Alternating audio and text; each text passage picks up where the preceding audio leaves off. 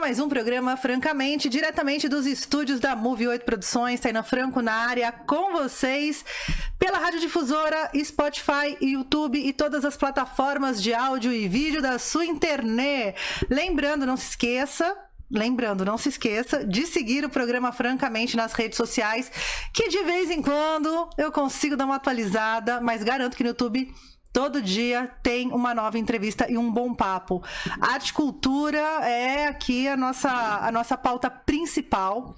E hoje eu vou trazer aqui nos estúdios ele para falar de música, de animações, da vida, fofocar da vida, falar do quê? Do seu relacionamento amoroso, com a cantora. gente, marido de cantora. Com o artista Rodrigo Eba. Eba, você veio aí! Ninguém nunca fez trocadilho com você? Não, faz o tempo todo e é ótimo, então assim, porque daí eu vejo todo mundo animado, assim. E aí, tudo bem? Obrigado por ter me chamado aqui. Imagina, programa. É convocado. Convocado. E um oi pra todo mundo que tá vendo. Na última vez que você veio com a Vivian, bem Foge, a gente ficou aqui, foi 1 hora de gravação e 4 horas conversando, Nossa, né? Foi a ótimo, gente ficou aqui. Nossa, batendo papão aqui, né? A câmera devia estar ligada aquele dia. Pois é, ia ficar uma mesa redonda. Nossa, aqui, ia assim. ser muito legal se a gente tivesse gravado aquele papo. Eu fui pra casa e falei, por que a câmera não estava ligada? Muito bom. A gente resolveu todos os problemas do país. Claro. Naquele dia, naquela mesa. Né? Muito bom. Grandes reflexões aqui, grandes pensadores, Vivian e Rodrigo. É legal porque, assim, numa dessas a gente... É muito gostoso quando a gente encontra gente que dá pra bater esse papo, porque a gente sai de uma solidão, às vezes, né? A gente só fica pensando sozinho em várias coisas. No caos do mundo. Assim, no caos do mundo, né? Então é legal, a gente se sentiu menos só, a gente se sentiu como se estivesse encontrando alguém do nosso planeta. Não tem, a minha avó sempre falava, vai procurar a sua turma. Vira e mexe, a gente encontra a nossa turma, né? Verdade. Muito bom, muito bom. Vamos começar na tua jornada artística. Quem era o Rodriguinho Ebinha? Era um menino que tinha habilidades artísticas? Bastante, mas principalmente curiosidade, assim. Curiosidade pra mim é a palavra-chave, assim, das coisas que eu faço, sabe? E é de ver alguma coisa que eu gostei e falar assim, como é que faz pra fazer isso, sabe? E uma das primeiras coisas que eu fiz foi assim, eu gostava de quadrinhos, eu lia bastante Turma da Mônica, e como é que faz pra fazer quadrinho? Então, descolei um caderno lá, comecei a fazer meus próprios quadrinhos, levava pra escola. Tem gente que me conhece daquela época até hoje, lembra dos quadrinhos que eu fazia. Você é da época do fanzine, dessa troca de material? Porque eu lembro que eu recebia muito fanzine em casa, que era o nosso meio de comunicação, era nosso blog, o fanzine, né? Então, eu descobri o fanzine um pouco depois. Sério, assim, eu recebia altos desenhos, assim, nossa, no fanzine. Eu morava em Jandira, numa estação que nem a do centro de Jandira ali, né? E tinha um certo isolamento, assim, né? Cultural, você diz? Ou... de tudo, assim, quer dizer, pra gente acessar alguma coisa, a gente tinha que pegar 1 hora de trem pra chegar no centro de São Paulo. Tinha uma gradação, né? Talvez aconteça isso aqui no trem também. Se você precisar de uma coisa específica, você tem que ir pro centro de Jandira. Se for uma coisa mais difícil, você vai pra Carapicuíba. Daí vai pra Osasco. Daí, só se for uma coisa muito difícil, você vai pra São Paulo, né? Deixa eu te perguntar, o que você de Jandira precisaria pra ir buscar em Osasco? Só pra gente, assim, deixar claro o que se busca em Osasco. Exatamente. Porque é muito específico você ir pra Osasco buscar alguma coisa. Claro, né? Tipo o cachorro-quente, né? O cachorro-quente. Não, claro que o cachorro-quente de Osasco, assim, pega o pão, põe a pomba, abre a pomba. Aí você começa purê, milho, salsicha. Tem bastante... É o clássico de Tem bastante coisa lá na estação de Osasco, tem bastante pomba, né? E tem bastante cachorro-quente. Daí o pessoal já transformou em meme as duas coisas. Exatamente. Mas, assim, por exemplo, eu tinha um Atari. Então, às vezes, quando, descolou uma graninha, vamos comprar um cartucho de Atari. Daí, em Osasco, tinha loja que vendia jogo de Atari. Eu tenho Atari ainda. Você tem Atari ainda? Tenho funcionando. Nossa, que legal. É que eu não sei como conecta, porque eu tinha uma TV de tubo também, até história recente da vida. Eu não sei como conecta ele numa TV dessa. Mas ele não é um adaptador que era tipo RCA pra aquelas outras anteninhas. Eu acho que se tirar aquilo lá, vai no RCA direto, hein? É que eu tenho medo de explodir coisas, né? Mas é aqueles, sabe, uns 2 ganchinhos assim, ó. que você encaixa e daí você rosqueia. Nossa, era desse. É desse, né? O meu. Mas teoricamente tá funcionando. E tem uma fita que eu não sei, porque a casca da fita foi embora, então só tem uma placa verde de encaixar. Nossa. Pode ser enduro, pode ser... Não sei. É legal que depois de um tempo teve os emuladores no PC e não era tão legal assim, mas não é a mesma coisa. É o controle. Né? Não dá pra você salvar, né? Daí, nossa, você perdeu. Eu tive telejogo também. Telejogo era um que... parecia uma caixa de sapato com um botãozinho no console mesmo, que tinha 3 jogos. Era uma tela de fósforo verde, assim, e aí tinha paredão, que é um pininho aqui, e uma bola quadrada do que fica tuque, aí a bola vem, você bate. Eu adoro isso. Tuque. Aí tinha o tênis, que daí eram 2 pininhos, e uma bola quadrada, tuque, tuque. E aí tinha o futebol, que eram 3 pininhos. E a bola quadrada. E a capa dos negócios era sempre assim, tipo, uma ilustração. Era o FIFA Soccer, o negócio, sabe? Era absurdo. Mas eu tive o telejogo, meu primeiro foi o telejogo. Então, daí pra conseguir comprar um cartucho... Em Osasco deve ter, não tinha cartucho de telejogo, mas deve ter um telejogo em Osasco. Agora é só a PlayStation 8 lá. Não tem mais Atari, não. Droga. Bons tempos. Deveria, né? Mas deveria. Faz um tempão que eu não volto pra lá. Mas então, tinha essa coisa ali, era muito isolado. Mas aí eu tinha algumas coisas interessantes, assim, tipo, consegui Manual do Escoteiro Mirim, que era um livro da Disney. Da Disney. Eram vários fascículos, né? Era, sei lá, 50. Eu consegui eu tenho até hoje uns 7, assim. Que era uma coisa que tinha de cultura geral e tal, e tinha algumas coisas de ciências, então eu descobri como dar nó, ligar pilha, sei lá. Era muito legal, né? Era muito legal, assim. Era como se fosse tipo o canal Manual do Mundo, assim, sabe? Que se tivesse naquela época eu já tinha construído um foguete, assim. Era Chupa Elon Musk. Total, você acha? E com material caseiro. Certeza que ele começou com os fascículos do Escoteiro Mirim. Ou sei lá, né? De finanças, né? Não sei Sim. o que. Tipo... porque na verdade ele não construiu foguete porra nenhuma, né? Só colocou dinheiro pra galera fazer, né? E aí começou nesse momento seu de curiosidade infantil. E daí, assim, tinha um negócio também, era bem interessante porque eu era de uma família de classe média baixa, assim, que, tipo, tinha uma ótima condição estrutural pra mim, assim, nunca me faltou nada, mas também um presente bom, assim, era uma vez por ano. Sim. Legal que tinha essa condição, mas era uma coisa que, assim, eu vou escolher o presente do Natal, assim. Então, eu vi um negócio que eu queria na televisão... E eu falava, pô, é muito legal esse negócio, mas não o suficiente para ser o único presente do ano. Então eu comecei a tentar ver como é que eu construía aquilo em casa, sabe? Então até hoje eu tenho, por exemplo, um jogo da Operação, não sei se você lembra. Lembro. Eu um dia cheguei pra minha avó, vó, você descola uma lata de óleo, daí ela tinha umas latas de óleo assim, tipo... Cilíndrica, óleo lisa. Daí, tipo, consegui cortar lá, sei lá como, eu devia ter uns 11 anos. Lata de óleo era boa pra enrolar fio de pipa. Pois é. Então. Não, era tipo instrumentos básicos da criança, assim, né? Sobrevivência. Consegui cortar, fiz uma chapa, assim, consegui cortar os buracos ali. Já tinha aprendido como é que ligava a pilha com uma lâmpada. E daí eu peguei uma pinça emprestada da minha avó, sabe assim? E consegui fazer um negócio que se você encostasse a pinça, que dava com fio, ligava a luz. Não chegava a pular e tal, mas ligava uma lampadinha. E dava pra brincar com o pessoal, assim, se acender a lampadinha, a gente perdeu, né? É o próximo, né? Professor Pardal mesmo. Total. Puta, que legal. Então, assim, numa dessa fui... Depois eu ganhei Lego, que daí eu começava a fazer brinquedos. Tinha um carrinho que era muito legal, assim, caramba. Ele bate na parede, ele amassa toda, era um negócio meio de borracha. Não assim. É o bate-volta? Eu lembro desse, que era ele amassava e desamassava. Ele amassava todo, a porta entortava e tal. Eu lembro. Daí eu peguei e falei, vou fazer um desse de Lego. Daí eu consegui fazer na frente, assim, do carrinho, ele tinha uma alavanca que ele abria as portas quando ele batia, entortava o negócio atrás, e daí eu acho que crianças que tiveram Lego em algum momento na vida adulta vai lidar com Arduino. Sim, não, total. Eu tô no Arduino pra caramba. Arduino é muito legal, cara. É uma placa de eletrônica que dá pra fazer um monte de coisa. Os meus gatos, eles bebem água na torneira que liga sozinha com o Arduino.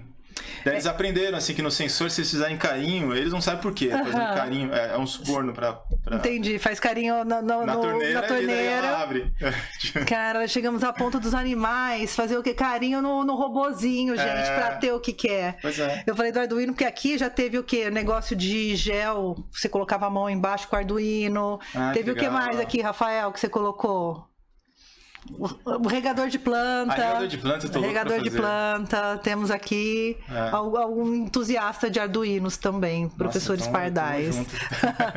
Mas vai, e aí você chega na tua adolescência, chega aquele momento que tem que escolher profissão. Então você, um garoto curioso, já desenhava seus quadrinhos, ia pra Osasco comprar fita e comer o dogão. Cachorro-quente.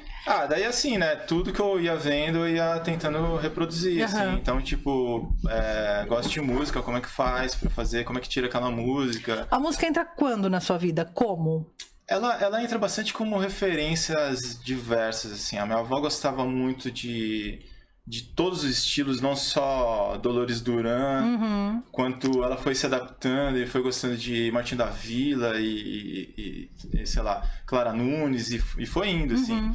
E a minha mãe já foi para o lado da MPB, de Chico Buarque, as letras e prestar atenção. Ela é professora de português, então ela sempre me mostrou como é que eram os significados das letras e tal, foi bem interessante. E meu pai, que ele é chileno, e ele teve um restaurante chileno muito famoso, assim, em Carapicuíba, que era um lugar muito maluco, assim, ele chamava de anti-restaurante, porque era um negócio assim que era chão de terra batido, forno a lenha, chamava o pessoal meio que não vinha, mas de uma hora aparecia fazer uma palhaçada, não sei o que, era uma bagunça, mas era todo mundo saía encantado. Mas era um restaurante. Então, tinha empanada chilena lá e tal. Lá, apesar dele não saber nada de música, assim, não me passar diretamente nada muito específico, o ambiente de lá era muito musical, sabe? Então, lá eu tive contato com música da América Latina toda, assim, com bastante coisa brasileira também, tinha apresentação, sei lá, de grupo folclórico do Rapa Nui, assim. Que legal, é um negócio muito... Cara, e música latino-americana é uma coisa que a gente tem pouco contato, né? Pelo menos eu na minha infância, assim, eu lembro quase nada de... sei lá, no máximo, Julio Iglesias, que eu não me conectava, assim. Tudo bem que eu amo La Barca na voz de Luiz Miguel, mas é uma coisa super mercadológica, não, mas faz parte também, da minha memória assim, afetiva. Quando conecta, beleza, mas eu não me conectava muito mesmo com isso, sabe? Depois, quando eu fui pro Chile, assim, na adolescência... É porque rolou um Roberto Carlismo latino-americano, né? Então era só essas... O vice-versa, rolou um Julio Iglesias abrasileirado com o Roberto Carlos. Eles adoram esse tipo de som até hoje, assim. Mas eu já fui pro Chile e descolei coisas que eu acho mais legais, assim, que pra mim... Faz mais sentido. Assim, até a parte de canções, assim, mais de protesto também. Porque tivemos ali a ditadura do Pinochet durante os anos e assim, com uma ditadura vem essa contracultura, como houve no Brasil também, né? Mas o curioso é que lá a contracultura foi a ditadura, porque tava muito efervescente lá. A gente pega o Vitor Hara, por exemplo... Que foi o que foi assassinado, exatamente, né? A vida dele acabou exatamente no golpe, né? Em 73. Então, a produção dele estava toda antes, assim. São músicas muito diretas, assim, tipo de protesto, com mensagens, assim, a favor do povo, assim, né? Do trabalhador, camponês. É muito interessante, assim. A própria Violeta Parra também, Violeta Parra, incrível. Quando estava na ditadura, ela já não estava viva mais, eu acho. Acho que ela morreu antes. Morreu antes. Né? Então, mas depois, durante a ditadura, teve uma banda que chama Los Prisioneiros, que é muito legal, assim. Eu sou fãzaço dessa banda. A sonoridade deles, assim, tem muita coisa meio datada. Tem que fazer uma forcinha para passar pela primeira camada, sabe? Mas as letras são incríveis, assim.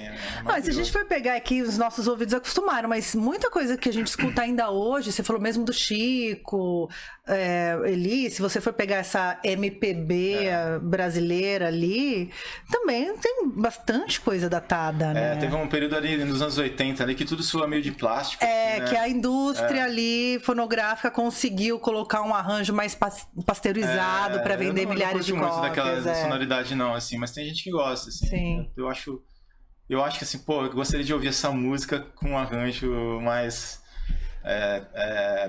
instrumentos. Tem que fazer versão. É isso. Total, cata a música, faz versão. E a guitarra chega quando na tua vida? O instrumento musical chega quando? Eu comecei a aprender violão, né? Assim, e guitarra eu sempre tive uma relação meio sem me dedicar totalmente a ela, meio que dividindo com o violão, assim. Então ainda é um mistério que eu vou desvendando aos pouquinhos, assim. Agora eu tô tocando guitarra na banda da Vivi, né? E daí tá legal, porque eu tô me obrigando a desvendar esses mistérios, ver como é que toca, de um jeito mais sólido, assim, né? Mas tá... Cara, eu acho incrível. Era mais violão, assim mesmo. Eu tenho diversos amigos que na infância, na adolescência, gostavam de música. E aí, através da música, aprenderam a tocar instrumento, aprenderam a falar inglês. Desenvolveram altas habilidades, assim. Fez aula de inglês? Não, eu pegava os discos do Iron e ficava traduzindo. Cara, então, tá, beleza, eu gostava de Iron também, mas... Cara, eu não desenvolvi habilidade nenhuma na minha adolescência por gostar de música. Não? Nada, nenhuma habilidade. Eu acho que é, sei lá, uma depressão, talvez, uma coisa assim, sabe? Cara, as pessoas vêm aqui e falam, não, eu aprendi a tocar ouvindo tal banda, eu aprendi inglês ouvindo tal banda. Eu aprendi espanhol. Cara, eu nem sabia que eu tinha aprendido espanhol. Mas também estava num restaurante chileno. Então, mas eu não morava com meu pai. Eu praticamente ia lá como visitante, assim. Entendi, então, turista. Ele não me ensinou quase nada de espanhol. Como que ele te xingava? Em português ou em espanhol? Ou ele não te xingava? Não xingava. Como que é apanhar de cinta? Como que é? Na volta a gente compra isso. Na volta a gente... exatamente. Não, a gente não... Não? Exatamente, eu aprendi muito pouco, assim. Porque ele falava... na cabeça dele ele falava um português, mas era meio portunhol, e então...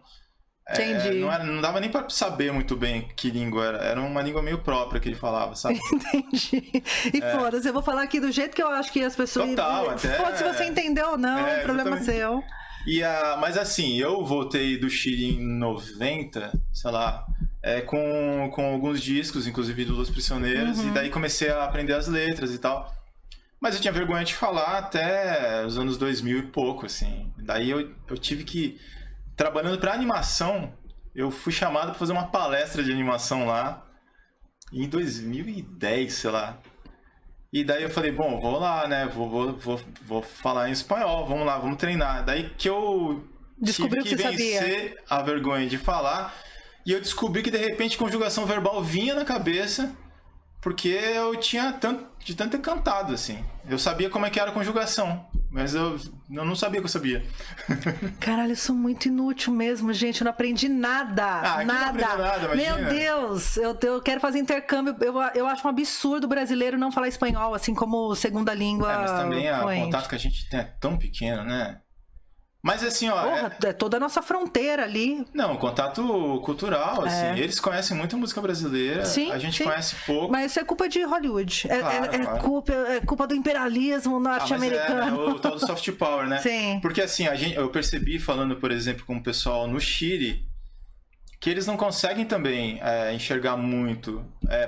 Eles conseguem enxergar nossa cultura, mas, por exemplo, eles não veem problemas semelhantes nos dois países. Entendi. A gente passou por fases históricas iguais. Muito sincronizadas, né? Financiadas pelas mesmas pessoas, exatamente. Inclusive. E daí os caras conseguem... Os dois estão olhando pra Europa ou pros Estados Unidos e não conseguem se olhar.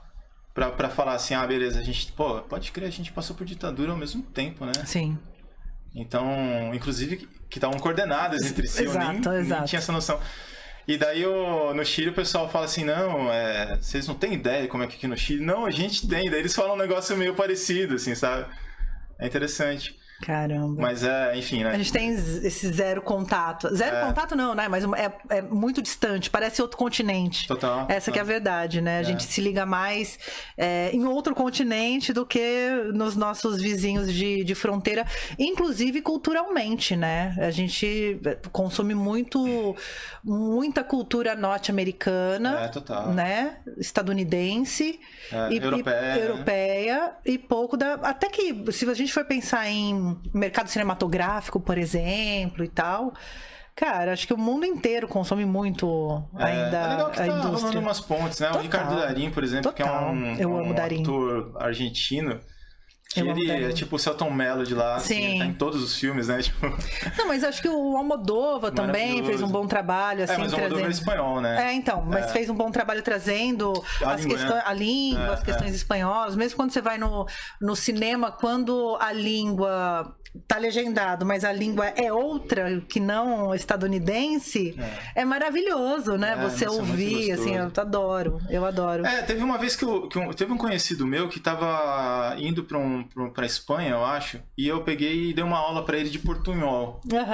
Tipo, olha, essas palavras aqui são difíceis, beleza? Você vai aprendendo com o tempo, mas isso daqui, ó, toda vez que aparecer sion, você muda pra ação. Então, informação, comunicação, e assim vai, né? Então eu fui ensinando algumas coisinhas. Uns truques. Assim. E daí, realmente, cara, dá pra gente aprender assim 60% do idioma. É impressionante. Dá mesmo. Então, eu tinha medo, assim, mais pelas conjugações verbais, assim, mas eu aprendi. Eu Tirou de letra. Que eu sabia. Tirou de letra. Você falou que foi dessa animação na sua vida. Eu tô tentando, gente, fazer o que? Uma linha do tempo. Mas aí a gente já vai questões políticas, eu já tô pulando já um monte de lugar, né? A animação, você desenhava lá, tinha a questão do gibi, que na época chamava gibi, não era HQ. É verdade. E aí você começa a desenhar profissionalmente quando? Então, teve todo esse lance de passar a adolescência nos anos 90, meio que na pressão de escolher o que você vai ser quando crescer pra ser pro resto da sua vida. Exatamente, a profissão da vida. E é uma pressão meio grande, assim, né? Porque você fala, pô, nem tive contato com muita coisa assim. Eu fui fazer direito porque eu achava que ia ser delegada. Estamos aqui. Sucesso, ó. Delegacia de polícia, francamente. Então isso é interrogatório, isso. Isso não é uma entrevista, gente. Isso é uma investigação, entendeu? É uma investigação.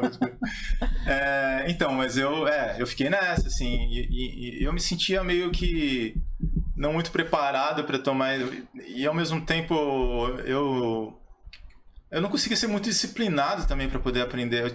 A curiosidade me ouvia de um jeito meio espalhado, assim, aleatório, né? Assim, randômico. Então, ser especialista para mim foi sempre meio sofrido, assim, sabe? Então, eu fiquei os anos 90, assim, nessa inércia de caramba.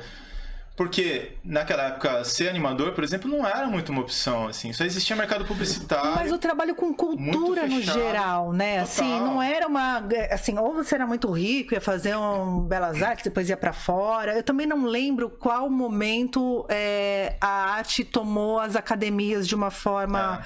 que não fosse só voltada para publicidade, porque todos os talentos artísticos, total, né, roteiro para publicidade, desenho para publicidade, todo fotografia para publicidade, tudo culpa do Washington Oliveto um pouco, da DPZ, essa galera, dos criativos, o lugar do criativo era esse, e a arte, cultura, teatro, música era um lugar meio que era o submundo, assim, né? A gente não tinha acesso, assim, se não, sei lá, depois eu fui morar em São Paulo, né, na adolescência eu tava em São Paulo com a minha mãe e tal. E, sei lá, a gente demora pra encontrar uns caminhos, assim. Você vai pra escola, na escola tem um monte de gente que não tem nada a ver com você e tal. Então foi meio difícil ali. Não imaginava, eu poderia pensar em ser animador, mas não era uma opção. Não era uma opção ser músico se não fosse ser descoberto por uma grande gravadora. Então eu fiquei nessa, assim. Daí, quando chegou no final dos anos 90, assim, na verdade, no começo dos 2000, assim, o meu primo estava fazendo faculdade de rádio e TV, ele queria fazer um TCC que ele fizesse uma animação no TCC dele. Tá. E como a gente desenhava junto a vida inteira lá, enquanto metade dos primos estavam derrubando a casa, a gente estava no cantinho lendo, desenhando e tal. Ele me chamou e falou assim, você não quer me ajudar a fazer animação? Porque eu vou precisar de ajuda para fazer a meu TCC. E daí eu ajudei ele, a gente fez o primeiro curta-metragem. depois que a gente terminou, a gente descobriu que dá pra mandar pra festival e passou em alguns lugares. A gente chegou a ganhar prêmio alguns prêmios de exibição, assim, né? Já tinha um circuito rolando, assim, independente. Já. E assim, é um filme feito completamente na intuição, sem muita técnica, assim, mas que dá pra ter muito orgulho, porque, tipo, a gente foi descobrindo na raça. Na ali, raça. Né? E foi interessante porque, no final das contas, ele não trabalha com animação e eu passei a trabalhar com animação a partir de... A gente fez esse curta em 2003, em 2008, eu comecei a trabalhar numa série de animação. Em 2008... Como que rolou esse convite? Você trabalha numa série de um TCC do seu primo para uma série de animação. Você fazia esses trabalhos assim, sem... de forma amadora, por exemplo, sem ser essa animação específica do TCC, você curtia fazer isso, assim? Não, então, assim, um videoclipe para passar na MTV, uma coisa assim? Não estava muito no radar, não. Assim. Até era difícil, inclusive, tecnicamente, assim. Sim.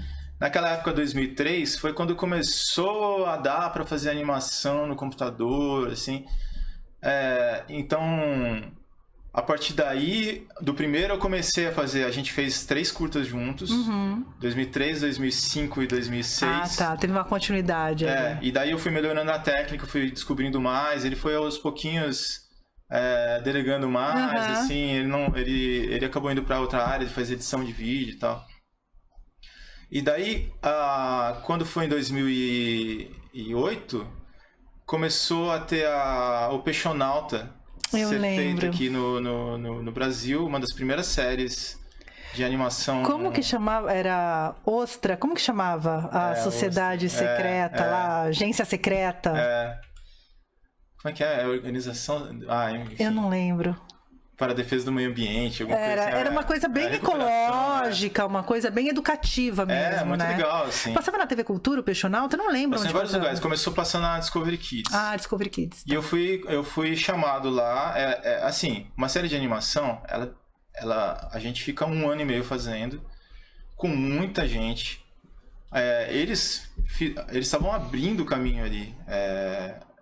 Praticamente não teve outra série de animação desse jeito, com 52 episódios. Cara, é muita coisa. Muita coisa. Esses 52 episódios é tipo 7 longas-metragens, assim. Então foi produzido na raça, descobrindo como fazer. Antes disso teve Turma da Mônica, que foi feita em períodos.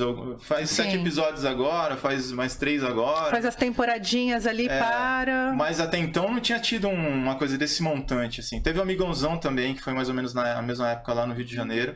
Então eles estavam começando esse mercado aí. Daí, assim, eu tinha os 3 curtas pra mostrar. Então, por isso que eu acho legal também, assim, às vezes a gente fica muito dependente de, tipo, vou achar uma profissão pra poder trabalhar, e... Tá, cara, sei lá, você não achou ainda, vai fazendo. Vai fazendo o que você sabe. E se você gostar mesmo, daí vai fazer sentido. Porque senão às vezes você entra na empresa e nem gostou e vai embora, sabe? Sim, tipo, exatamente. Pede demissão, chuta o chefe no primeiro dia. E daí no final das contas eu fui gostando cada vez mais, assim, foi bem legal. E como que foi essa experiência do Peixonauta? Porque foi grande, né? Foi grande, legal, não só pelo tamanho da obra, mas em termos de projeção também. Sim, pra gente... Assim, é um trabalho bastante difícil, assim, porque é muito trabalhoso, muito lento, né? Por isso que precisa de também tanta gente, assim. Naquela época, assim, às vezes quando eu tava meio desanimado, porque eu tava muito cansado, assim, eu pensava o quanto isso era importante, dava uma importância ali histórica mesmo pra animação brasileira, porque de fato era.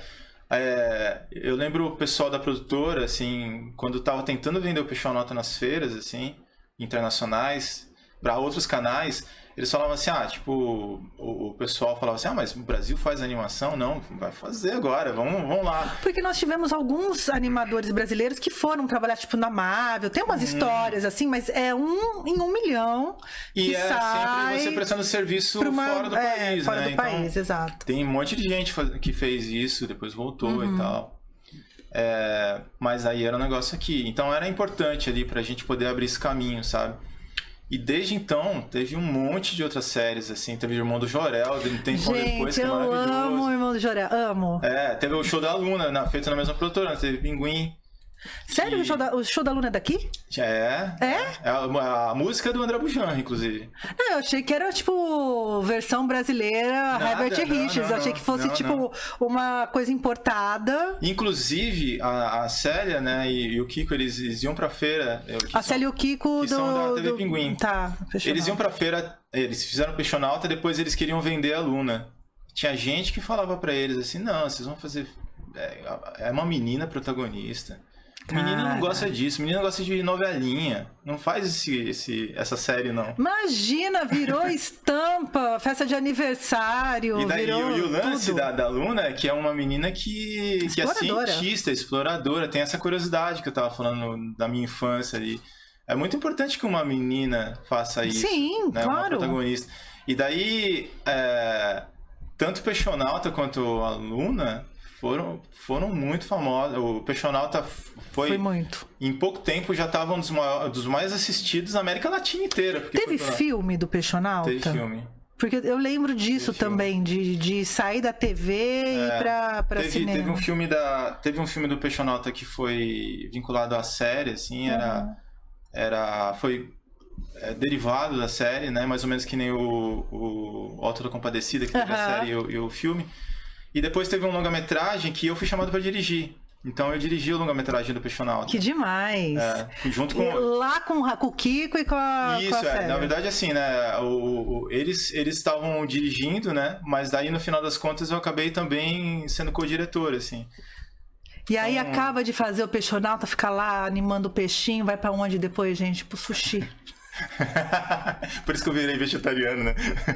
Vai comer sushi de tanto desenhar peixe depois. É a vingança, né? Tô brincando, você é vegetariano. Sou. Então, assim, nenhum peixe morreu durante as filmagens. Nenhum peixe foi comido durante as filmagens. E qual foi a projeção que o Peixonauta trouxe pra tua carreira? Porque quando você pega você pode trabalhar a tua vida inteira, mas tem aquele lugarzinho que parece que é um lugar próximo dessa definição de sucesso, de carreira. Que muitas pessoas ligam a projeção a projeção de algo com o sucesso na carreira. Em algum momento ali você sentiu, independente do resto das coisas que você estivesse fazendo, você sentiu, puta, venci na vida, assim, sabe um lugar de tipo, fiz a escolha certa? Você teve esse momento, assim? Eu acho que sim, eu acho que tem toda uma questão de quem tem essa vontade de arte, esse ímpeto, né? E ao mesmo tempo tem essa demanda de você ter que ganhar dinheiro. Eu acho que é inevitável que a gente junte as duas coisas e tente casar as duas coisas, conciliar, né? Então, assim, teve esse lance de conseguir, dirigir um longa-metragem que poucas pessoas fizeram, assim, né? Foi patrocínio tipo BNDES? Foi, assim, de bastante... Eu não lembro se foi especificamente do BNDES, mas foi de bastante lei de incentivo. Porque tem, né, tem umas leis de incentivo específicas para desenvolvimento da indústria nacional de cinema, aí nas suas vertentes todas. E é legal, assim, é importante também a gente pensar, assim, porque a gente escutou bastante coisa ruim falando sobre essas leis de incentivo nessa época, né? E é muito louco a gente pensar que, assim, às vezes o pessoal fala assim, fulano de tal ganhou 4 milhões na Lei Rouanet. Mas, assim, é tudo transparente. A gente consegue encontrar jornalista que faz esse tipo de manchete, ou tá muito mal intencionado, ou... Geralmente tá muito mal intencionado, porque são dados públicos. Se você for buscar lá, sei lá... Você consegue ver a planilha de tudo que você gasta. Você busca Move 8 Produções lá na Salic Web, você vê todos os projetos que eu tenho aprovado, vê quem patrocinou, como eu prestei contas, como que era a planilha, né? Totalmente. São dados públicos, na verdade. E daí você fala assim, beleza, vai, sei lá... fulano de tal ganhou 4 milhões. Daí você vai olhar mesmo, quem tá ganhando é o restaurante por quilo da produção, da frente de onde está sendo, é o cara do Uber que tá recebendo dinheiro. Você movimenta baita cadeia econômica, né? É isso que as pessoas não entendem. Porque é uma coisa que o cara não ia ganhar aquele dinheiro. O cara não é a Cláudia Raia que tá ganhando 4 milhões. A Cláudia Raia aprovou um projeto que pode captar junto a uma empresa privada esse valor, né? Porque é isso, gente, o governo renuncia a recolher aquele imposto, então aquele imposto imposto fica lá no caixa da empresa, a empresa pega um projeto cultural aprovado, com planilha aprovada, tudo bonitinho, ela faz a destinação desse recurso, aí ela bate do imposto de renda dela, a empresa privada fica gestora desse dinheiro, a princípio, até repassar para um projeto, né? E aí o que acontece com Cláudia Raia? Ela ganhou 4 milhões? Não, ela tem uma planilha que ela vai ter que pagar o cenotécnico, vai ter que... Eu tô falando Cláudia Raia porque acho que foi uma última aí que saiu mediaticamente. De vez em quando tem uns nomes, assim. E daí, assim, vai 5 mil pra um, só que são 5 meses, daí 5 mil vezes 5. Não, é salário de uma galera. Daí dá 25 mil só com uma função. Daí, quando você vai ver 4 milhões, foi pra todo mundo. Eu já fiz prestação de contas com mais de 300 notas fiscais, pagando pessoas, pagando empresas, pagando serviços, né? E aí você vai lá, pega o certo bancário, esse dinheiro eu paguei essa pessoa, esse dinheiro eu paguei essa pessoa, esse dinheiro eu paguei essa pessoa. Então, assim, é muito sério, né? Total, é muito sério. Gente, é claro que, assim... Tem coisas pra melhorar. Eu sou uma pessoa que acho muito que as leis de incentivo precisam melhorar. Inclusive a própria Lei Rouanet tem alguns pontos ali, né? Eu sou super crítica à Lei Rouanet, mas inclusive. não é exatamente esse ponto que o pessoal usa. Não. Tem outras coisas pra você reclamar. Vocês estão reclamando da coisa errada. A coisa que é certa, vocês estão reclamando. Pode crer. Bom, enfim, mas daí teve o lance de conciliar, né? Entre animação ganhar, ser remunerado pela sua arte. Então, assim, foi bem legal, assim, mas ao mesmo tempo tem uma coisa da demanda criativa, de expressão artística que também não é contemplada quando você está trabalhando nisso. E se você está fazendo animação o dia inteiro como contratado, você chega à noite e você não vai conseguir fazer o seu curta-metragem. Sim. Então, também tem uma certa frustração nisso, assim. Hoje em dia, eu não trabalho mais lá, eu fiquei 10 anos lá, assim. Que legal. Na Pinguim. Na TV Pinguim. E eu procuro trabalhos, assim, como temporário, assim, que eu consigo ter freela. Que eu consigo um certo tempo para conseguir também gravar um disco, sabe? Fazer curtas-metragens. Então, daí eu consigo conciliar, assim. Mas, assim, dito isso, é muito legal, assim, que, tipo, eu tenha conseguido dirigir um longa-metragem, é muito legal que eu tenha conseguido formar bastante gente, porque eu acabei sendo um professor informal na produtora de bastante gente que estava começando também. Eu aprendi, assim, 80% do que eu sei de animação lá na prática também, e depois eu repassei isso para as pessoas novas que estavam chegando. Então, depois eu dou aula também. Então, eu me sinto realmente bem sucedido, porque, tipo, tem bastante gente que já trabalhou comigo, que gosta de mim, que confia no meu trabalho. Então, assim... E tem um negócio que o corporativo, esse lugar corporativo te dá, é óbvio, cumprir horário. A gente tem várias questões para falar sobre o trabalho no corporativo, mas eu acho que também te dá uma resiliência à frustração de não ser tudo do seu jeito o tempo todo, de você ter que saber ouvir as outras pessoas, outras opiniões, saber receber crítica. É tudo coisas que no mundo corporativo você é impactado o tempo todo. Diferente de trabalhar sozinho, de ser uma coisa que a gestão é 100% sua. Então eu acho também que agrega pra caramba enquanto profissional, mesmo que depois você vai viver só de fazer freela, né? Mas tem esse lugar do corporativo que eu acho importante, assim, pra evolução do... E a animação, ela tem especificamente um jeito de trabalhar com essa coisa, que é assim...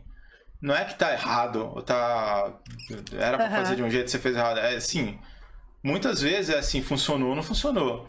Nessa cena ele tinha que parecer estar triste porque ele não ganhou um presente de aniversário. Tá parecendo que ele tá triste? Mais ou menos. Se você fizer o desenho um pouco assim, vai parecer mais. Então a gente aprende também que às vezes não é assim... pessoal, sabe? Sim, assim, sim. Tipo, pra servir o produto mesmo, né? Pra servir a cena ali, o que realmente precisa para aquilo, né? Era legal porque, assim, quando eu tava estudando, às vezes eu falava assim, pô, eu acho que foi legal essa animação que eu fiz, assim, eu mostrava pra alguém, a pessoa falava, mas a pessoa tá triste ou tá, tipo, doendo? Assim, droga. Não passei o sentimento correto. E daí eu peguei e voltava pra refazer alguma coisa. E tem coisas de coloração também, né? Eu lembro que uma vez eu vi um desenhista da Maurício de Souza falando do uso dos fundos das cenas, né? Pra expressar um sentimento. Que legal. Que tava brava, então usava uma cor assim no fundo, tá? Eu falei, nossa, nunca mais li gibi do mesmo jeito. Nossa, ficava pode prestando crer. atenção, sabe assim, tipo, pá, não era nem a cara do personagem, era a cor que usava naquele fundo, ou um elemento que colocava, maravilhoso, assim. que dava um sentimento. Eu falei, noça, gente, eu só aprendi isso adulto. Tem um negócio legal também, que assim, é desenhar sozinho no quarto, e a gente fica também com aquela coisa de, eu tenho que desenhar o Homem-Aranha com, né, mas eu não consigo, sabe? Daí, né, fica aquela frustração, assim, né? Mas eu consigo me expressar de outra maneira. Eu gostava de desenhos tipo aragonês, que era muito O que é um desenho aragonês? Aragonês é um cartunista que tinha na revista Mad. Tá. Ele fazia um cantinho das páginas, não sei se você lembra, assim. E ele fazia uma revista que chamava... que era o Gru. Gru era como se fosse uma paródia do Conan, assim. Só que era um personagem muito... Era de humor. Ele era todo desenho bem cartoon, assim. Não era nem um pouquinho anatômico, assim. Né? Tipo... com os músculos certinhos, assim. Né? E... Bom, enfim, ele era muito expressivo. Tinha umas coisas bem interessantes, assim. Às vezes ele tava com preguiça de desenhar à mão. Era uma molinha, assim, sabe? Mas era um desenho muito difícil de conseguir. Eu sempre adorei esse tipo de desenho. Mas eu ficava frustrado porque eu não conseguia fazer desenhos muito realistas, né? Daí eu entrei na produtora e eu comecei a ver que... Sabe a brincadeira de Joaquim Pô, que tipo, a pedra quebra a tesoura, mas a tesoura corta o papel que embrulha a pedra. Então, assim, cada um tinha uma coisa legal e uma coisa que não conseguia fazer direito também. Então era desenvolver as suas habilidades, treinar, assim, né? Eu desenhava muito menos do que realistamente, né? Coisa realista do que aquele animador, mas a minha animação saía mais interessante do que a dele. E tudo bem, assim, sabe? Não era, mais uma vez, não era pessoal. Exatamente. Não era também assim, a gente não precisa ser bom em tudo, né? Então, sim. Foi bem interessante. Você ficou 10 anos na produtora. Aí, paralelo a isso, você tinha seus projetos musicais? Você falou que chegava às vezes cansado e aí frustrado por não conseguir tocar os seus projetos pessoais. Eu fiz 3 curtas, daí eu entrei na produtora. Daí quando eu tava trabalhando lá, eu consegui fazer mais 2 curtas-metragens que foram bem interessantes, a projeção que eles tiveram. O primeiro foi Cachoeira, que é um curta-metragem feito com gota d'água. Então, assim, eu tinha uma mesa, fui pegando conta-gotas, fazendo desenho com gotas, tirava uma fotografia, daí mexia a gota um pouquinho pro lado. É tipo um stop motion de aquático, de água. Isso, de aquarela. De aquarela não, de água mesmo. O que você tomava nessa época, assim, só pra gente entender? Água. Eu já aproveitava o copinho. Aqui, ó, vai aqui. E daí esse curta, ele foi feito por um concurso do Animamundi, que era um festival muito grande. Ainda existe o Animamundi? O Animamundi, a última edição dele foi em 2019, porque eles não conseguiram patrocínio a partir daí. Puta, que bosta. Pois assim, mas ele formou uma galera, tinha, sei lá, já anos e anos de festival no Rio e em São Paulo. Daí em 2019 foi a última edição. A gente tá esperando voltar, tomara que volte, assim. Daí eu consegui ganhar o 2º lugar. Que legal! Nesse concurso dentro do Animamundi com essa animação. As gotas. Com as gotas d'água. Chama Cachoeira. E você fez sozinho? Sozinho, trancado no quarto. Você fez trilha? Não. Trilha sonora eu pedi para um amigo meu, Arthur Tofani, fazer. E ele fez com viola, ele fez alguns barulhos com água também, sei lá, soprando canudinho num copo pra fazer o barulho do carro. Foi bem bonito. Demais. Assim. Tá disponível isso no YouTube? Tá. Tem no meu site, assim. Nossa, eu vou caçar, que eu fiquei curiosa. O meu site é rodrigoeba.art.br. E depois, em 2013, eu consegui incentivo pela Lei Rouanet, justamente, para fazer um curta-metragem que chama Grafite Dança. E daí também vai toda essa propriedade, né, que a gente tava falando. Pô, a gente passou por isso. Foram R$80 mil para fazer um curta, só que a gente contratou uma galera por 6 meses. No final, todo mundo ficou com um pouquinho. Tava todo mundo meio que vestindo a camisa e não ganhando tanto assim, inclusive eu, mas assim, pra fazer um negócio. Que é uma merda, né? A galera vê, o Rodrigo Eba, 80 mil reais. No final das contas, parece que cara, foi na minha conta bancária, né? Não é você não fica nem com 10% disso, porque às vezes você põe dinheiro do bolso pra concluir um projeto, pra entregar. Total. Porque tem esse lugar dos criativos, nosso, que é realizar nosso sonho, fazer. E aquilo tem que ser feito a qualquer preço. E custa o que a gente ganharia, inclusive. Eu já fiz projeto que eu saí zerada. Total. Falei, nossa, esse projeto vai salvar, porque eu vou ter salário durante X tempo. Cara, enfiei inteiro no projeto. Total. E tem um lance interessante, quer dizer, você incentivar a cultura é justamente você incentivar também a economia. Sim. Que é uma... Cara, é 3% do PIB. 3% do PIB é a movimentação da cultura e tudo que a cultura gera, que é mais que a indústria automobilística. E é um negócio assim, ó, se você tem sei lá, você quer extrair cobre, você tem que ter cobre no seu país. Da cultura, a sua matéria-prima é a criatividade do seu povo, entendeu? Sim. Então o que você faz? Você consegue girar a economia. O Peixonauta foi vendido para 80 países, entendeu? Caralho. De dinheiro que veio para cá e foi reinvestido na própria produtora. Eles conseguiram contratar essas pessoas durante um bom tempo. Formar e contratar, porque é isso também, sabe? Né? A gente tem uma mania de... E a gente ganha o salário, a gente tá gastando no mercadinho do nosso bairro. A gente não tá colocando na bolsa de valores. Entendeu? Não, e tá morando, tá pagando aluguel, tá pagando transporte, tá pagando comida, né? Total. Então é um lance assim bem... E daí o Grafite Dança saiu assim. O Grafite Dança foi eu tava participando de um grupo que explorava grafite com animação. Maravilhoso. Chama Grafite com Pipoca. A gente tinha feito alguns filmes e esse eu tinha imaginado assim, ia ser legal ver os grafites dançando pela cidade de São Paulo, assim. E daí eu imaginei que ia ser legal ter porque a animação é feita de vários quadros parecidos que dão uma ilusão de movimento.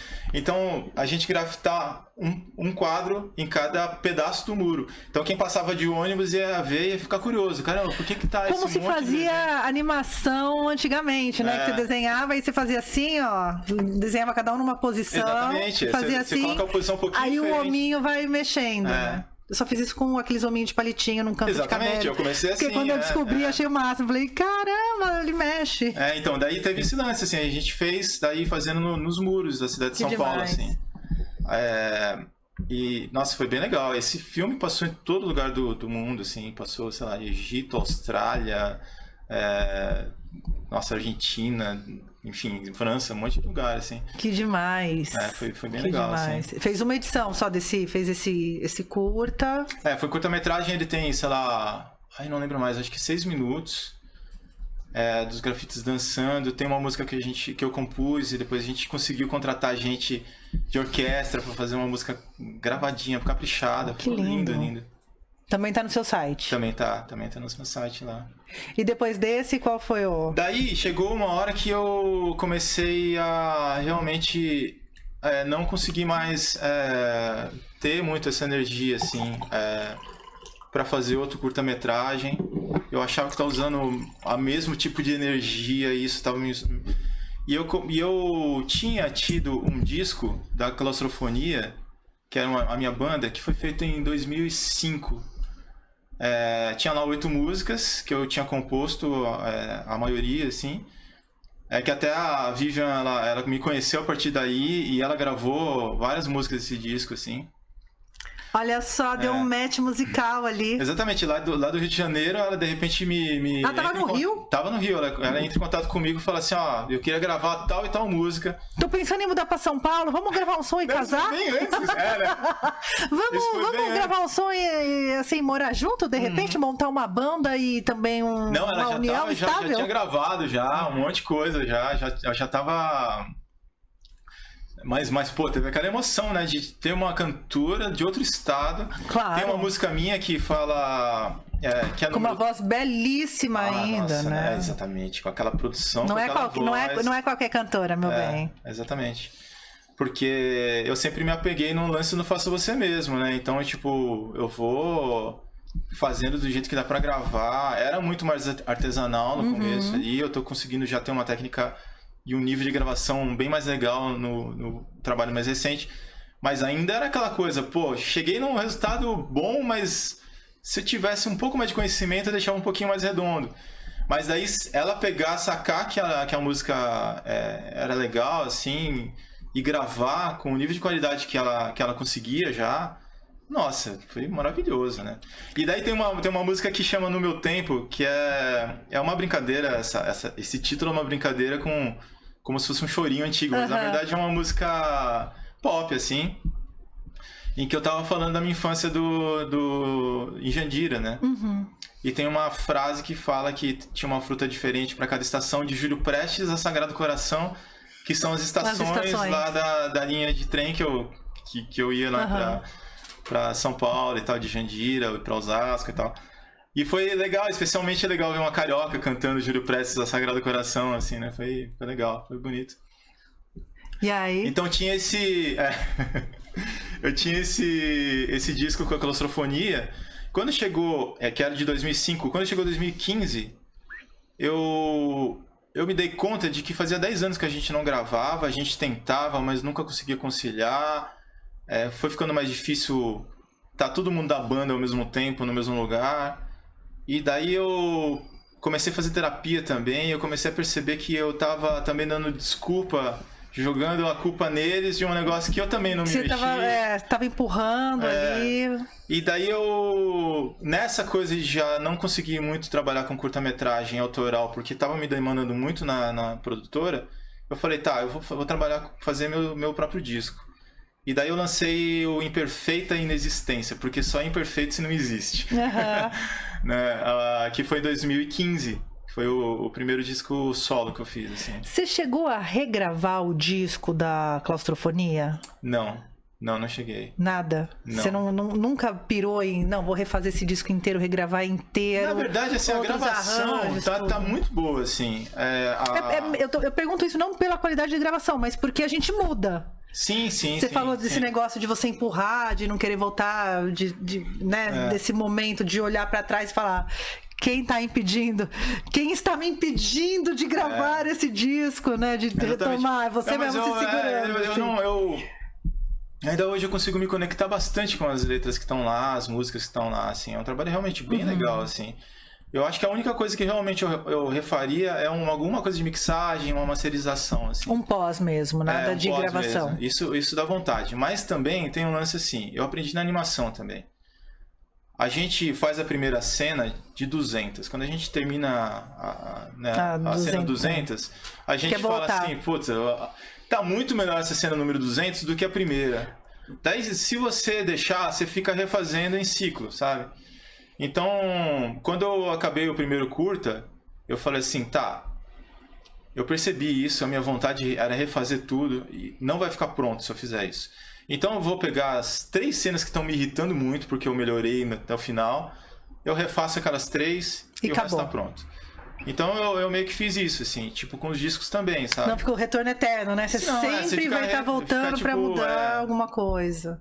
Que é uma coisa que não dá pra gente fazer na nossa vida real, né? Não dá pra gente voltar lá na adolescência, 5 anos atrás, não dá pra gente melhorar quem a gente era. Aí se a gente tivesse um Ctrl-Z na vida, assim, né? Maravilhoso. Quebra um copo, você já fala, putz, se tivesse um Ctrl-Z aqui, Já aqui, ó, Ctrl-Z já volta. Será que não teremos nunca um Ctrl-Z? Não sei. Tomara que não. Eu acho que não, né? Ai, tomara que não. Tomara que não. Periga a gente ficar só no Ctrl-Z também. Aí você foi gravar um novo disco. Daí eu comecei, a partir daí eu lancei... mas... Como 3 ou 4 dias. Nossa, eu lancei bastante disco depois disso. Imperfeita Inexistência? Imperfeita Inexistência, que foi o primeiro, depois... Quase um Mila Kundera, assim. Mila Kundera. Porque o título. E depois teve o Como Você Se Estende.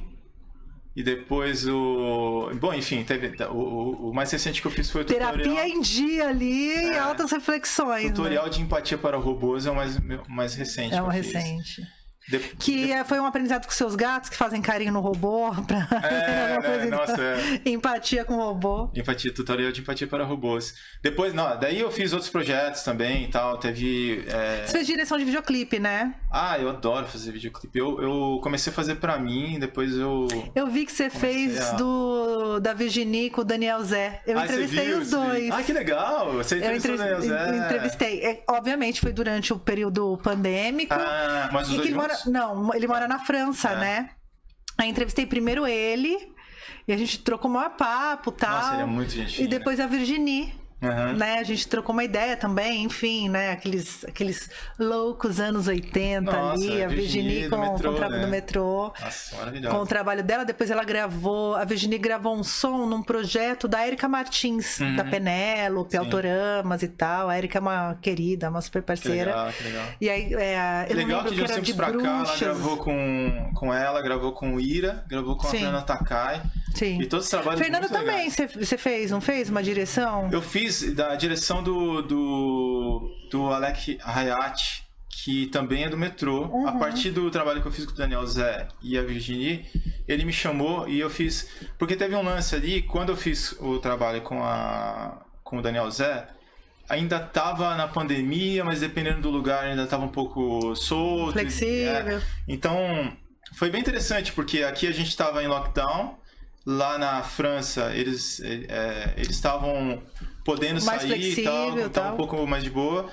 E daí eu peguei e escolhi locações pelo Google Maps mesmo. E daí, eu vi que a cidade tem bastante lugar com tijolinho. Vamos tentar pensar aqui, não sei o quê. E daí eu mandei pra eles gravaram exatamente no local. Eu nem esperava que fosse exatamente no local, mas eles Você não fez um storyboard pra eles? Eu fiz um pouquinho, assim, só pra poder vender a ideia. A minha ideia era que, pegar essa textura de tijolinhos e fosse um vídeo que desse pra você assistir verticalmente ou horizontalmente, assim. Porque às vezes eles estão assim, às vezes eles estão assim, né? Então, de uma posição ou outra e tal. Então eu passei pra eles a ideia, o storyboard, passei as cenas, eles gravaram, eles mandaram pra mim por internet e eu montei, assim. E daí o Alec Hayat também pediu pra eu fazer que ele tem uma música que chama Roda, com a Fernanda Takai, e daí a gente fez uma reunião, cada um gravou na sua casa, foi meio que num esquema parecido. E daí eu fiz um lance com mapas e globos, assim, foi legal também. Que legal. Então você vê, tem um monte de oportunidade interessante que vai aparecendo. Super. E eu acho que ainda, mesmo depois do... Porque assim, as pessoas antigamente faziam videoclipe para aparecer no Fantástico, naqueles programas de TV aberta. Depois veio MTV. Né? E a peça audiovisual era super importante para o lançamento da banda. Era uma peça não só de marketing, mas de venda de shows, de linguagem, enfim, né? E com o fim da MTV, meio que essa onda das grandes empresas fazerem videoclipe, meio que viram um lyric video, porque também é caro, né? Fazer videoclipe. Mas eu acho que agora que a galera tem que fazer videoclipe, tem que... não quero fazer videoclipe. Faz um curta-metragem e coloca seu EP inteiro de trilha sonora, conta uma história. A gente precisa disso, assim, né? Hoje em dia, né? Quer dizer... Era mais caro ainda porque ninguém tinha câmera, né? Sim, o celular agora, consegue filmar em HD, a gente consegue. Se a gente não tem um celular que filma bem, a gente conhece alguém que pode emprestar. Exatamente. Então tem... Mas eu achei até que o videoclipe não tava tão... não tava tão em alta, assim, mas eu tenho percebido que mesmo assim tem funcionado bem, assim, hoje em dia, sabe? Também acho. E formato vertical também, né? Que é uma onda também que a gente não tem como... eu não consigo me acostumar com isso. Você lembra da foto do Tim Burton? Tim Burton gravando na vertical e todo mundo tirou sarro ali com o celular. Aí todo mundo tirou sarro, aí o mundo, de repente... Viu, a foto do Tim Burton virou uma piadoca, sei lá, 10 anos atrás. E de repente estamos todos nós gravando, produzindo audiovisual todos os dias. Todo dia a gente produz uma peça audiovisual. Total. Querendo ou não, né? De um jeito até que deixa a gente muito cansado também, né? E fica um esforço bastante, né, enxugando gelo. Gente, assim, eu não teria rede social. Assim, se eu fosse racionalmente... Às vezes eu olho... A rede social ela apareceu como uma coisa interessante no começo, e daí todo mundo foi deixando de ter seus próprios sites e tal, E foi... Sinto falta de site. Exatamente. Eu tô fazendo campanha, por favor, voltem a fazer site. Voltem, então, às vezes, você tem site e tal, mas tem muitos artistas que vêm aqui que não tem, que só tem rede social. Não, é o mais comum, na verdade. E rede social é só um recorte daquela pessoa, não tem uma história, não tem um contexto, né? Eu acho que o site, principalmente para profissionais da arte, da cultura do modo geral, eu acho super importante. Parece uma coisa careta, né? Ter site. Mas eu pessoalmente eu gosto. Acho que é uma coisa careta, porque assim, a partir de um determinado momento, as redes sociais elas estão agindo como um cercadinho de uma coisa que era muito mais ampla, sabe? Agora tá tudo lá dentro, assim, e assim, eles começam a fazer o que eles querem. Então você lança um negócio, eles não entregam, a não ser que você pague, às vezes nem pagando, pro seu próprio público que você ficou juntando lá. Então, assim, tá meio difícil. Eles fizeram de um jeito que a internet ficou menos legal do que era 20 anos atrás, sabe? E canais, sites que falem de música, falem de arte no geral, assim, também eu sinto falta. É óbvio, tem mais discos que amigos, tem alguns sites que são meio que referência. O Whiplash, né, que tá aí desde... Nossa, cara, eu comecei a fazer rádio em 2003... A minha única fonte de consulta era o Whiplash. Pois é, os caras estão aí desde... E os caras estão aí desde então, né? Mas eu sinto falta desse lugar de curadoria, não só de música, que eu acho que música é o mais comum, tem o Jornal do Rap, tem algumas iniciativas sobre o mundo do som, mas de um modo geral, assim, sabe, uma revista, sabe essas coisas que a gente falava, revista eletrônica, que é uma variedade sobre cultura e tal, eu sinto um pouco de falta, assim, de ter esses espaços. Total. Eu acho que a gente tem que voltar a fazer site, assim, tipo, alguma coisa aí tem que... Porque talvez não no modelo antigo, não sei exatamente como, mas eu acho que a gente delegou um pedaço da internet pra rede social. Pra decisão privada de como é que vai ser explorado o nosso conteúdo. A gente não tem decisão nenhuma sobre isso. Então, mas tudo na internet, tudo na vida são decisões privadas. A nossa saúde, a nossa comunicação, tudo tá ali. Mas assim, a comunicação ainda, a gente tá falando de rede social que tem dono. Que a gente acha que é terra de ninguém, tem dono, tem interesses. E às vezes a gente vê gente cometendo crime em algum post e a gente vai denunciar o crime a qual se refere. A coisa não tá na política da empresa. Sim. Pô, é lei do país, cara. Sim, Tipo, como é que eu não posso denunciar isso? Não, tipo, se aparecer um mamilo, você denuncia. Mas se o cara cometeu... Mamilo de mulher. Mamilo de homem não cai. Mas se o cara, de repente, cometeu, sei lá... tem várias coisas que não pode fazer no mundo exterior aqui e que você chega na rede social, os caras... Por exemplo, os caras ganham... Por exemplo, né? mas até coisa mais tranquila quanto o golpe, por exemplo. O quanto tem de anúncio de empresas se passando por outras. Sim. E depois as pessoas compram e não recebem, e não sei o quê. Eu caí num desse golpe. E você vai denunciar... uma galera caiu, cara. E a gente tá toda hora sujeito a cair de novo. Eu comprei o negócio e o site não existe. Essa semana mesmo... E eu pesquisei o CNPJ. Tinha um CNPJ, gente. Só que não era aquele endereço, né? Não. E os caras, eles...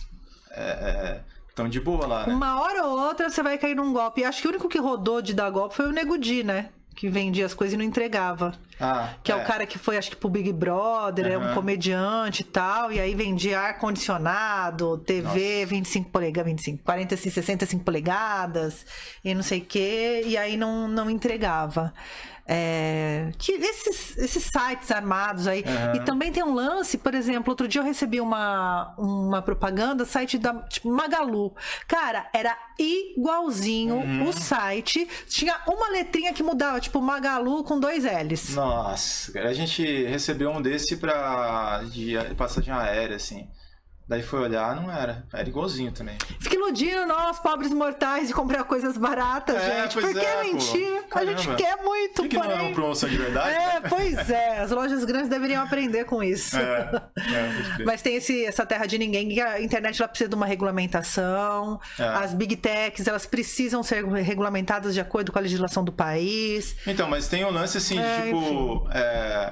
tá tudo muito dificultado, inclusive para artista independente, a ponto de que, por exemplo, a gente pede pra inteligência artificial de casa lá, toca Rodrigo Eba, Daí começa a tocar Rodrigo Evaristo, Rodrigo Hilbert.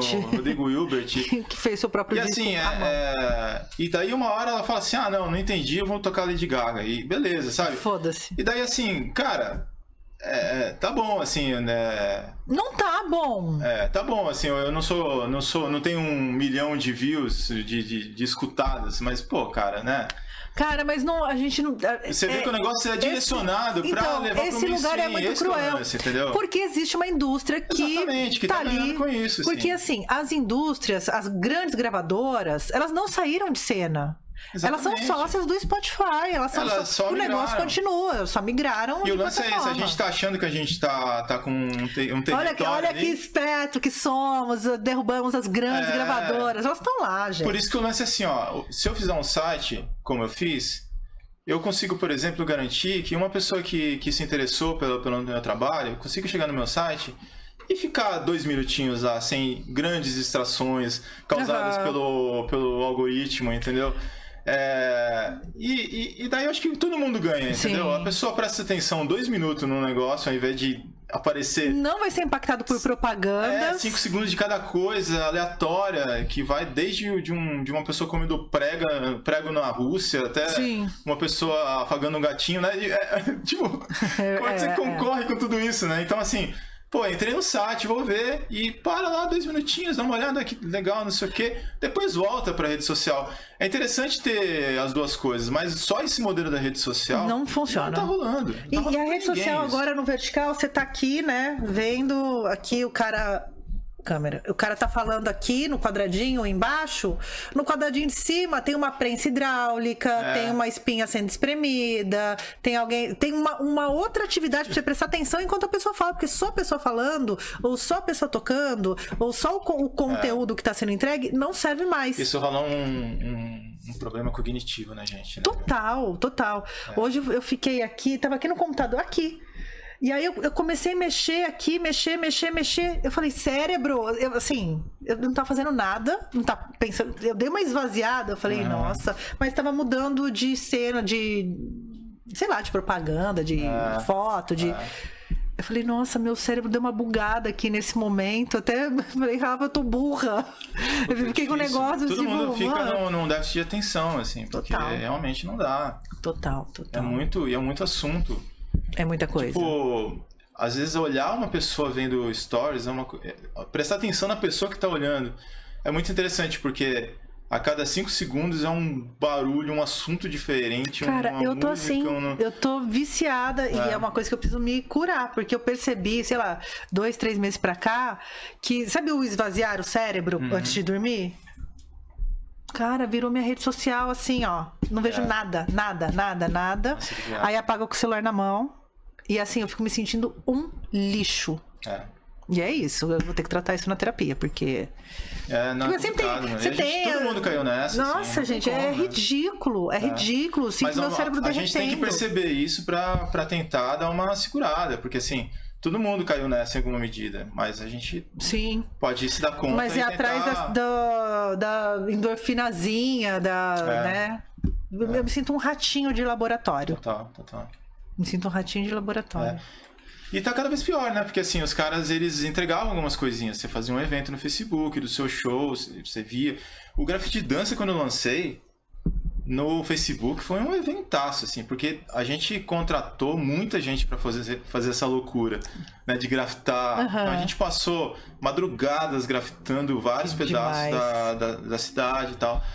E daí quando lançou, foi um filme que teve um sentimento coletivo. Todo mundo se esforçou pra aquilo ser verdade. E o Facebook não boicotava ainda, porque ele ainda estava naquela fase de calibrar os algoritmos. De cooptação, assim, sabe? De falir os outros negócios. Venham todos. E daí você pega os outros lançamentos que eu fiz, assim, você lança um negócio, cara, não mostra pra ninguém. Não mostra pra ninguém. Eu vejo pelo francamente, assim, tem que fazer um trabalho no volume que eu lanço ainda de coisas. Tenho que fazer um trabalho de formiguinha pra gente conseguir, jogar pra que isso tenha algum alcance, sabe? Assim, e os caras querem dinheiro. Se você não patrocinar o canal, não investir, Eles não vão entregar. Não vão e é entregar. duro que os caras fazem um negócio em que eles estão reinando absolutos, né? Total. Se for só um dos modelos de negócio, beleza. Agora, se for o único... Por isso, voltem a fazer site, pessoal. Volta a fazer site. Voltem a fazer site. Aliás, quer comprar seu site? Rodrigo Eva já tá vendendo aqui, ó. Faça seu site. Não faço não. Vamos montar esse negócio de fazer site. Amador. E quais são os projetos agora? 2024 foi de arrasta, né? Passou. Ou tem coisas ainda pra entregar em 2024? Eu tô fazendo... eu sempre tô fazendo um monte de coisa, né? Na minha cabeça, assim. Na cabeça, agora na prática, o tutorial da... Mas uma coisa que a minha animação me ensinou é, tipo, escolher um projeto e vai. 6 meses, sabe, assim. Então, tipo, o tutorial de empatia para robôs, ele tem 4 músicas. Eu também fiz isso como uma coisa assim, ó, eu vou 6 meses trabalhar no disco, se forem 4 músicas vão ser, se forem 6, assim. Então, eu consegui entregar um disco que fazia sentido na época e tal. E daí, são 3 clipes, assim, eu tô fazendo o 4º clipe. E a capa dele, eu fiz montei de verdade, assim, um robozinho de caixinha de fósforo, assim, né? E daí eu peguei e montei ele uma animação. Eu montei ele em 3D, eu aprendi a mexer em 3D. Caramba. E fiz um clipe de animação do robozinho da capa, assim. Deixa eu achar aqui. Vai falando. Então, assim, eu fiz o primeiro clipe do Ai Subemprego, que é com o robozinho dançando e tal. E agora eu vou fazer sobre robôs não vão ao cinema, que é uma outra música que tá rolando nesse disco, assim. Eu tô fazendo esse clipe, assim. Tem tô jogando pra lá. E daí, assim, tem um negócio legal desse disco também que eu tô fazendo, que é uma brincadeira com mixagem, assim, uma coisa que eu... vai lá. Deixa eu mostrar aqui. Boa. Esse daí é o robozinho, né? Esse daí já é uma... Isso daí já é uma ilustração que eu fiz a partir né? Humanos fazem arte, robôs lavam louça. Robozinho. Esse robozinho, ele tá na capa do tutorial de empatia para robôs. Isso aqui se modelou tudo em... Esse é 3D, mas o original que tá na capa do disco mesmo, que esse daí já é uma adaptação. Esse daí foi um presente que eu ganhei da Split, que é uma produtora de animação. Eu participei de uma entrevista com eles, o Luiz me mostrou, assim, me deu esse presente, legal. assim. E daí teve até um negócio que eu queria, que eu tava lembrando, assim, né, porque a gente se descobriu fãs de Engenheiros do Havaí, né? Sim! Daí eu tava lembrando de qual foi a vez que você descobriu que você rodando a música dos Engenheiros do Papa Pop como chama? Ilusão de Ótica. Ilusão de Ótica. Rodando ao contrário no disco, ele falava um outro pedaço da letra ali. Você lembra? Você descobriu isso na época? Então, como é que foi? Porque, na verdade, primeiro eu tive a fita cassete. Não teve nem como fazer isso. Não tinha nem como fazer isso. Eu sabia do truquezinho. Porque tinha todo um lance na vida que era de girar os discos ao contrário. Desde o disco do Capiroto, da Xuxa, até... Mas até aí, essas lendas urbanas. Era um negócio meio lenda urbana, Então, né? assim, quando tinha disco, tocar o Dark Side of the Moon com Alice, com o Mágico de Oz, sempre teve umas coisas assim que minha mãe trazia essas coisas assim, pode crer, né? Que a gente ria e tal. Mas o Papa é Pop eu tive primeiro em fita. Né? Eu lembro que saiu o álbum duplo, mas era muito caro o disco, né? A minha fita do GLM, por exemplo, eu gravei em cima de uma fita do Rock in Rio, que eu tenho a fita até hoje. Caramba! Sabe assim? Então, eu demorei pra ter o disco, quando começou a sair CD, eu comprei o disco. Que legal. Eu já tinha 13, 14 anos. E aí eu fui brincar disso. Mas eu sabia, mas de fazer mesmo, que tem um trecho da música. Eu descobri isso na época que eu comprei, foi no ano que lançou. Que foi e daí 90. O trecho da letra no encarte era de ponta cabeça. Sim. E daí eu fiquei assim, caramba, por que será que tem de ponta cabeça? Parece que ele tá falando alguma coisa ao contrário. Assim, né?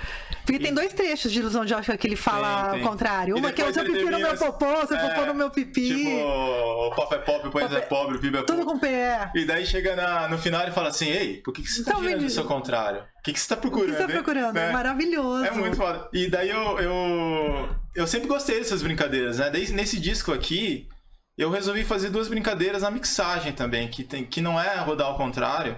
É porque meio que não dá, só se for lançar um disco, tipo, né? você vai escutar no Deezer, né? No Spotify, no YouTube, né? Não dá. Mas eu consegui fazer umas brincadeiras assim de mixagem. Tem a faixa que chama Robôs Não Vão ao Cinema, que é contando sobre...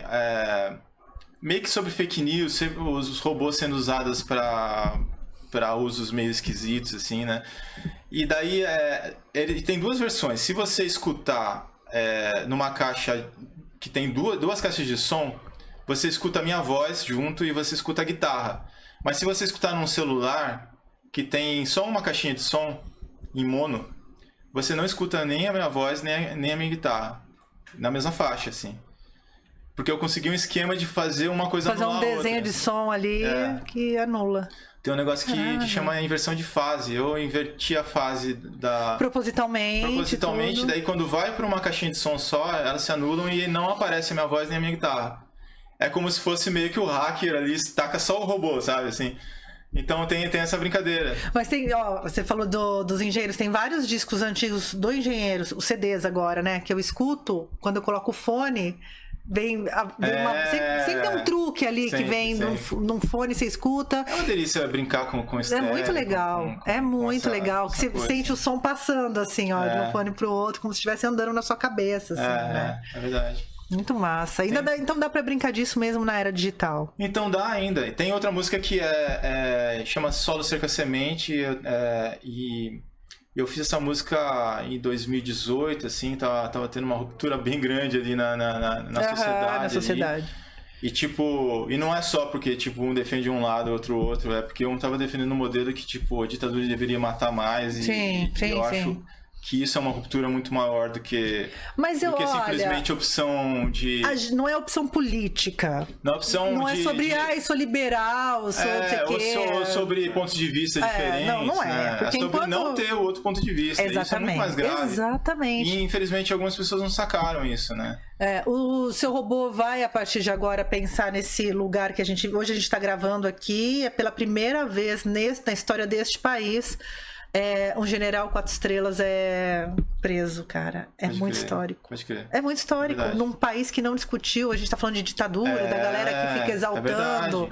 Porque um lance, assim, se a pessoa achava que a economia na ditadura foi melhor. Não é sobre economia. Agora, assim, você gostar do porão, uma coisa que nem a ditadura gostava de dizer, é o cara que é realmente criminoso. Sim, cara. O cara tá fazendo tortura em pessoas, né? Enfim, teve essa grande questão.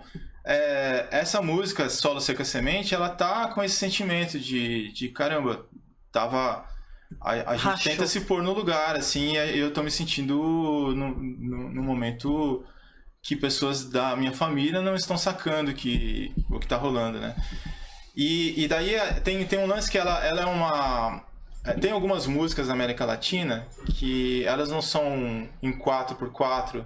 Por exemplo, se você vai cantar alguma música qualquer, assim, geralmente 1, 2, 3, 4, e daí, ou tem uma valsa, por exemplo, 1, 2, 3, por exemplo, parabéns pra você, né? Tem 4x4, tem 3x4. Tem vários ritmos na América Latina, principalmente na que fala espanhol, que usa os dois ao mesmo tempo. E a gente tem isso, por exemplo, na Guarânia, assim, né? Então, ao mesmo tempo que você tem, tipo, 1, 2, 3, 1... A Guarânia é paraguaia? É paraguaia, mas tem um lance de você... da fronteira ali, né? Então, tipo, a fronteira do Brasil, você pega, por exemplo... A pessoa que ouvia a Perla Paraguaia. Lá vai uma chalana, tão longe se vai. Isso é uma Guarânia. Né? Então, tipo, é música brasileira que tá na fronteira ali. Então tem esse lance de, ao mesmo tempo que você tá batendo com 13 aqui, 1, 2, 3, aqui é em 2, 1, 2, 1, 2. Então o que eu fiz foi, ao invés de usar isso no ritmo completo mesmo, eu peguei e dividi isso nos fones de ouvido. Então a música, você escuta em 4 aqui, e a mesma música você escuta em 3 aqui. Caramba. Então se você escutar só um lado do fone de ouvido, você vai escutar aqui em 4. Né? 1, 2. E daí ele juntando os dois, ele vira o solo que sobe só uma solidão. Não, né? Então fica um negócio bem mais quando junta tudo. Então tem esse lance de pontos de vista diferentes se juntarem para mostrar uma terceira coisa. Tem um ponto de vista aqui, um ponto de vista aqui que você consegue percebê-los de formas diferentes, mas também quando eles são complementares. São complementares. Né? Que é uma coisa que é quase um pedido, né? Pra que seja assim, que, pô, beleza, mantém seu ponto de vista se você quiser. Gente, a sutileza da arte. Nossa, brincar com isso. Eu não sei nem se alguém sacou e tal, mas assim, é uma delícia brincar com isso. De explorar, né, essa coisa que só ouvidos atentos vão sacar que tá em 4 aqui, tá em 3 aqui, né? Então, eu me diverti muito fazendo isso nesse disco, assim, foi bem legal. Que demais. Então vai sair mais um clipe. Vai sair outro clipe, então, que é do Robôs Não Vão ao Cinema. Me fala o seu site pra galera achar. Antes de terminar, eu quero saber de onde você conhece Estamos aqui hoje, aqui com plateias. Nossa, Além de Vivian aqui hoje, cantora, bem forte, volte 2 casas pra você assistir a entrevista da Vivian, por favor. Estamos com quem? Leandro Mendes aqui hoje nos estúdios. Quer aparecer aqui? Vem cá. Vem cá. Ele que desenha, toca guitarras. Ele também já foi. Do culto animador, do Culto ao Coma. Tá tocando sua guitarra por aí. Vocês fizeram músicas juntos. O que vocês compuseram de manhã de mau humor? Não, a gente fez já música juntos. Viu? Já fizemos. Eu tive um projeto, assim, quando eu comecei a fazer o disco sozinho, comecei a me sentir meio isolado demais. Daí eu falei, vou fazer um projeto que ao invés de chamar a banda e não conseguir marcar, eu vou chamar um amigo por vez. E a gente vai compor a música de manhã, gravar à tarde e terminar uma música em um dia. Caramba. E a gente fez uma música juntos. Eu fiz com 8 pessoas. Eu vi vocês tomando café e falando sobre produzir música de manhã de mau humor. Isso, exatamente. Você é bem-humorado? A música, inclusive, fala sobre café. A música fala sobre isso. É o Canções Sem Tempo, assim, tá isso lá no... Puta projeto legal, que te coloca... Você tem Fala aqui. Foi um puta projeto legal, porque Quer uma cadeira? Vamos assumir aqui, ó. Temos um convidado. Pronto. Eu fiz com a Vivian também, foi bem legal. Foi um puta projeto legal. Porque você separa um dia inteiro para fazer um trabalho que vai desde do brainstorm até a produção e até a finalização em um dia só. E aí você tem um desafio que é se colocar como outra pessoa e inclusive casar ideias, né? Porque você quer arriscar uma coisa, outro quer arriscar outra. E você tem que ceder pra dar tempo de fazer o negócio, né? Saiu uma treta assim, voando café um no outro, jogando um pãozinho. Foi tudo muito bem pontuado, assim. Acho que legal porque os dois têm a mesma correria, a mesma situação, né? Exatamente. A gente tinha que... A mesma animação. Animações diferentes. Afinações diferentes, animações diferentes. É maravilhoso porque a linguagem que ele domina é completamente diferente da minha, assim. Tem isso também. Mas a gente conseguiu chegar numa terceira coisa ali. E é muito interessante porque cada uma das 8 músicas que eu fiz com pessoas diferentes são completamente diferentes uma das outras, assim. Tem essa urgência de ter sido feita num dia só, assim, que é bem interessante. Acho que é legal que o projeto tem o tamanho da sua ansiedade, assim, né? Tipo, a gente só vai conseguir se ver hoje, então o negócio tem que sair hoje. É meio Jack Bauer, né? O negócio, você tem que realizar uma tarefa em 24 horas e foda-se. Existe aquela ânsia de você começar vários projetos e não conseguir terminar nenhum. Então ele já tem cara de que vai terminar. E isso eu acho que é um exercício muito bom pra criatividade, isso aí. Serve pra muitas outras coisas, de organização, vida, assim, até pra você saber assim, ó, isso eu não vou conseguir fazer. Aí você é obrigado a abrir mão de coisas que às vezes na nossa cabeça fica pirando que a gente acha que vai conseguir fazer e passa a vida inteira assim, você não faz. Eu acho que tem um fator super importante, chamar pessoas com quem você passaria 24 horas junto. Isso é bom, isso realmente é. Eu chamei pessoas que eu queria passar 24 horas juntas e que Perfeito. Às vezes nem sabia que podia ser compositor, assim, mas eu sabia que tinha um lance ali, ou que eu tinha visto uma composição meio amadora, numa área que não era exatamente que a gente faz, assim. Sim. Mas que saiu músicas incríveis, assim, foi bem legal, assim. Tá no YouTube esse projeto? Tá no YouTube, tá no meu site também, chama Canções Sem Tempo. Tem lá Gente, tá tudo no site do Rodrigo. Tem bastante coisa. Tô ainda alimentando lá, mas tá quase tudo lá. Daí eu ia pedir o site, dá o site pra galera. Rodrigo Eba, EBA.art, .br. Maravilhoso. Eu vou deixar linkado aqui em algum lugar do vídeo as redes sociais do Rodrigo e também o site. A partir do site você acha o trabalho dele naquelas outras redes sociais todas, aquelas que você frequenta. Leandro Mendes, pergunta. Tá com o Culto ao Coma? Você vai voltar aqui pra... Desde 2019 eu não te entrevisto. Eu gostaria de perguntar se dá pra gente combinar. Dá! Aqui, na cara, eu falei, vou fazer uma intimada aqui, mas tomei uma intimada. Então, assim, é isso. Ele foi mais rápido que eu.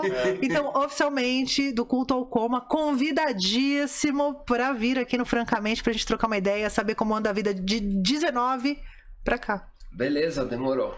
Pode deixar. Pode deixar? Muito obrigado pela participação. Valeu. Bom, você volta agora com o Culto ao Coma, Sim, fala senhora, um pouquinho da vida. Tá bom. Valeu. Vamos combinar, passa lá.